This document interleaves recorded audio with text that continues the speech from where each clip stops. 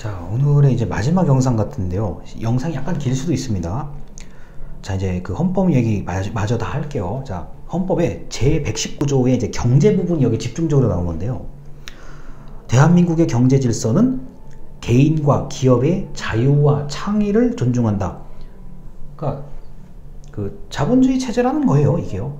자, 이거고 제119조 2항입니다. 국가는 국민 경제 성장과 안정에 적정한, 최대한 뭐 이런 게 아니라 최소한 이런 게 아니라 적정한 소득의 분배를 유지한다. 시장의 지배와 경제력의 남용을 방지한다. 독과점 방지라는 게 있을 수가 있죠. 자, 경제에 관한 규제와 조정을 할 수 있다.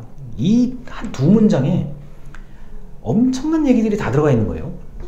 자, 그 다음 120조 광물 등, 자, 법률이 정하는 바에 따라서 채취, 개발, 이용할 수 있다.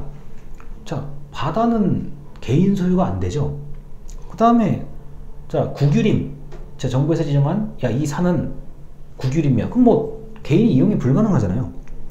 자, 국토와 자원은 국가의 보호를 받으며 국가는 균형 있는 개발과 뭐뭘 하기 위해 계획을 수립한다. 자, 국토 균형 발전 계획 같은 게 이 헌법 조항에서 나오는 거죠. 중요하죠. 이게 뭐 아무렇게나 개발하면 다 엉망되게요. 자, 121조 경자 유전의 원칙. 농사를 짓는 사람이 그 농작물을 가져갈 수 있도록 해야 된다. 이게 그 우리 일제강점기 때까지는 내가 아무리 열심히 농사를 지어도 뺏어가면 그만이에요. 야, 이거, 야, 풍년인데 이거 무슨 이유가 있어서 네가 농사를 많이 지었더라도 많이 못 가져가. 미안해, 어쩔 수가 없다. 가져가겠다.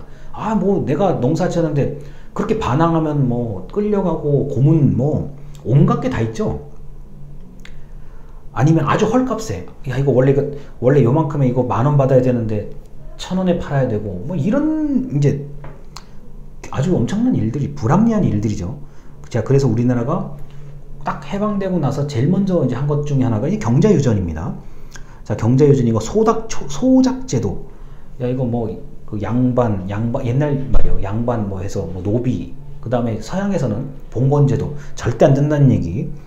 자, 그리고 불가피한 사정 때문에 뭐뭐 하는 바에 따르면, 자, 뭐 법률이 정하는 바에 따라서 어쩔 수 없이 인정하는데 절대로 경자유전의 원칙은 지켜야 된다. 그 다음에 소작제도는 금지입니다. 이렇게 얘기하면 사람들이 아, 뭐 시대에 지난 얘기 어쩌고저쩌고 얘기하는데, 이게 대한민국 광복 전까지는 이것 때문에 울고 웃고 죽는 사람이 너무 많았던 거예요. 특히 우리나라는 말 타고 뛰어다니는 민족이 아니라 농사짓는 농경민족이에요. 옛날부터 5,000년 전부터요. 그러니까 이게 얼마나 중요한 조항인지를 좀 한번 좀 상상을 해보셔야 됩니다. 자, 122조. 자, 아까 얘기했던 거요. 자, 법률이 정하는 바에 따라서 필요한 제한과 의무를 과할 수 있다. 그러니까 뭐 무조건 뭐 최대한 제한한다, 그게 아니라 필요한 수준에서, 자, 뭐 국토의 이용을, 자, 뭐 개인이 못하도록 할 수 있다, 기업이 못하도록 할 수 있다, 이런 얘기죠. 자, 123조 농업과 어업을 보호해야 되고 지역 간 균형 있는 발전을 해야 되고 중소기업을 보호해야 되고. 여러분, 만약에 중소기업 단어 이거 빠지면은 정부가 굳이 중소기업을 이렇게 열심히 보호할 의무가 없습니다. 자, 그 다음에 농업인의 이익을 보호해야 된다. 자율적 활동과 발전을 보장한다. 이 조항은 하나라도 빠지면은, 한 글자라도 빠지면 굳이 정부가 막 열심히 노력할 필요가 없는 겁니다. 자, 124조 소비자 보호 운동. 이 조항 없으면요, 아, 나는 음식물에서 뭐 벌레가 나왔어, 나는 제품이 배달됐는데 다 깨졌어, 뭐 사용하는데 뭐 잘못 사용해서 누군가가 죽거나 다치고 했어, 못해요. 소비자 보호 운동 이 조항 없으면은 뭐 따지거나 뭐 하소연할 수가 없는 거예요. 그리고 정부가 도와줄 이유가 별로 없는 겁니다. 자, 125조 대외무역을 육성한다. 126조 자, 국방상 뭐 필요에 따라서 법률이 정하는 경우를 제외하고는 사용기업을, 자, 국유할 수 없다. 아니, 그러니까 민간 경영 이렇게 돈 잘 벌고 있는 기업을 국가가 소유할 수 없다는 얘기예요. 자, 127조 과학기술의 혁신을 해야 된다. 자, 국가 표준 제도를 확립한다. 이 대표적인 게 뭐예요?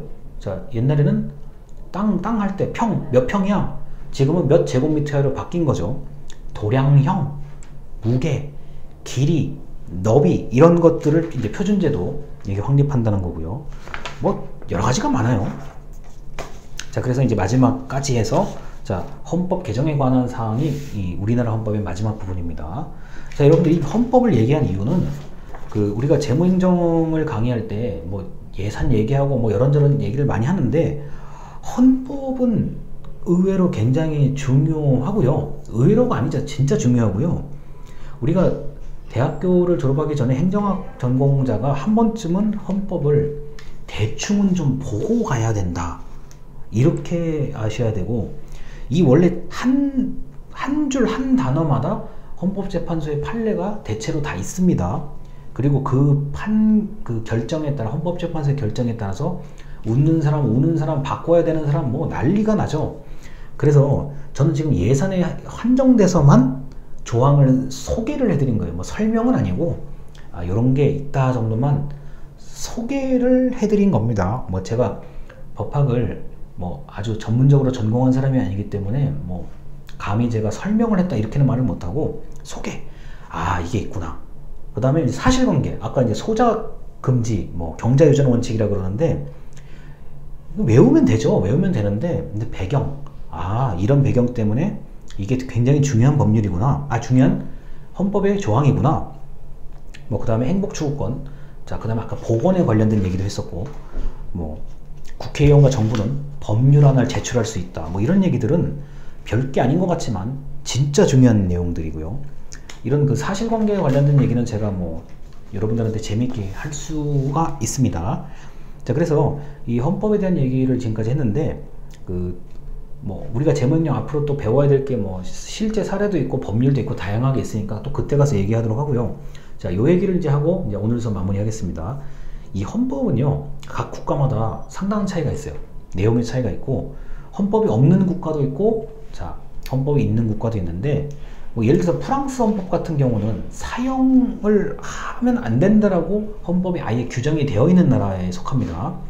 자, 그리고 어떤 나라의 헌법은 헌법 앞부분, 맨 앞부분에 특정한 종교가 언급되어 있는 헌법도 있어요. 그런 국가들도 있어요. 그러면 그게 국교라는 거죠.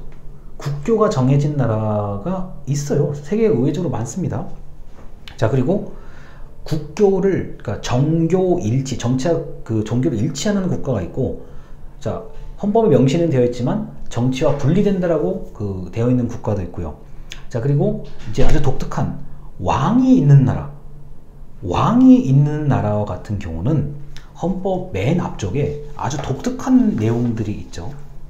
이 얘기하면 여러분들이 미쳤다 그럴 수도 있어요. 헌법 맨 앞에 왕위를 계승하는 관련된 내용들이 있어요. 왕이 계승. 자, 왕이 돌아가신다. 승하한다고 하죠. 왕이 승하했을 때 어떻게 왕위를 계승하는지에 관련된 내용이 언급되어 있는 그런 나라의 법률도 있습니다. 이제 우리나라 사람들이 봤을 때는 뭐 미쳤다고 얘기하겠는데 그건 아니에요. 그 나라가 나름대로 추구하는 역사가 있고 왕실이 나름대로 상징성을 가지고 있다고 하면은 뭐 실제 정치에 뭐 관여를 하고 이렇진 않지만 엄연히 그 나라 헌법에는 왕이 만약에 이제 돌아가신다, 승하한다고 하면 어떤 식으로 해야 될지 왕위 계승법이라는 게 언급이 되어 있는 거고, 그거는 그거대로 또 가는 거고, 헌법은 헌법대로 가는 거고, 뭐 별의별 얘기들이 다 있습니다. 제가 예전에 공부를 했을 때 좀 신기하다 싶을 정도로 세계의 헌법이 참 다양하더라고요. 그래서 그런 게 있다는 것까지를 알아두시면 되고, 이 헌법을 만드는데 우리 너무나 훌륭하신 그 애국지사 뭐 김구 선생님을 포함해서 수많은 애국지사분들이 이 헌법 조항을 가지고 하나하나를 가지고 굉장히 논쟁이 많이 붙어요. 그게 이제 우리 국회의 그 옛날 자료에 보면은 헌법 조항 하나 만드는데 뭐 굉장히 많은 노력을 기울여요. 그래서 만들어 놓은 거고, 그 중간에 이제 뭐 개정이 다시 바뀌고 뭐 그런 것들이 있는데, 뭐 현재 헌법에 대해서 뭐 뭘 바꿔야 된다 이렇게 주장하시는 분들도 있지만, 뭐 지금 제가 현재 있는 헌법을 좀 소개를 해드린 거니까, 이게 역사와 문화가, 그리고 그 나라의 민족성, 이런 것들이 전부 다 담겨 있다. 시대의 상황이 최대한 반영되어 있는 법이구나. 이렇게 생각하시면 충분히 이해가 될 겁니다. 그리고 우리나라는 엄연히 공직자가 법에 근거한 행위를 해야 되는 나라이기 때문에, 다른 나라 마찬가지죠. 뭐 좋든 싫든 무조건 자 법치주의, 자 법에 근거를 두는 이런 행위를 하셔야만 됩니다.